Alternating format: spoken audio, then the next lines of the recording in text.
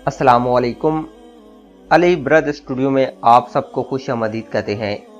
एक फकीर ने मालदार आदमी से कहा, अगर मुझे तुम्हारे घर में मौत आ जाए तो तुम मेरे साथ क्या सलूक करोगे? मालदार आदमी, तुम्हें कफन देकर दफना दूंगा। फकीर बोला, अभी मैं जिंदा हूँ, मुझे पहनने के लिए कपड़े दे दो और जब मर जाऊं तो बगैर कफन के मुझे दफना देना।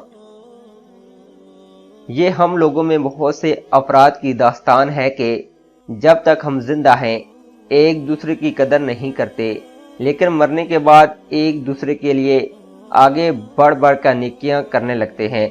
अगर कदर करना है तो जिंदगी में करो।